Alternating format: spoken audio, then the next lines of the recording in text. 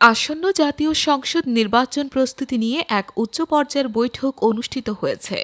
প্রধান উপদেষ্টা ড মোহাম্মদ ইউনূসের সভাপতিত্বে আজ রাষ্ট্রীয় অতিথি ভবন যমুনায় এই বৈঠকটি অনুষ্ঠিত হয়। বৈঠকে জাতীয় নির্বাচন সুষ্ঠু, অবাধ ও শান্তিপূর্ণভাবে সম্পন্ন করার বিভিন্ন দিক নিয়ে আলোচনা হয় বলে জানা গেছে।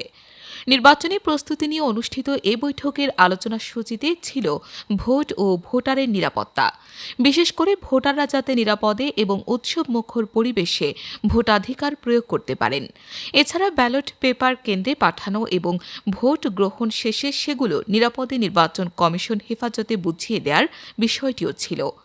এর বাইরে নির্বাচনে অংশ নেওয়া সব প্রার্থী নিরাপত্তার পাশাপাশি প্রচারণার ক্ষেত্রে সবার জন্য সমান সুযোগ নিশ্চিত করার বিষয়ও ছিল আলোচ্যসূচিতে।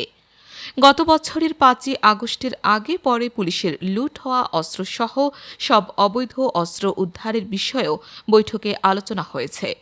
উপদেষ্টা ও সচিবদের পাশাপাশি সভায় অংশ নিয়েছেন সশস্ত্র বাহিনী বিভাগ ও আইনশৃঙ্খলা রক্ষাকারী বাহিনীর প্রতিনিধিরা।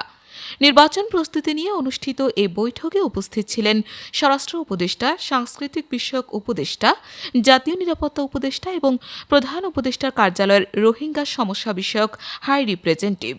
এছাড়া সভায় অংশ নিয়েছেন প্রধান উপদেষ্টার স্বরাষ্ট্র বিষয়ক বিশেষ সহকারী ও আইসিটি বিষয়ক বিশেষ সহকারী।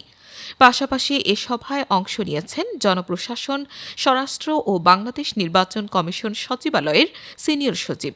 এছাড়া তথ্য ও যোগাযোগ প্রযুক্তি, স্থানীয় সরকার বিভাগ, তথ্য ও সম্প্রচার এবং সাংস্কৃতিক মন্ত্রণালয়ের সচিব সভায় অংশ নেন।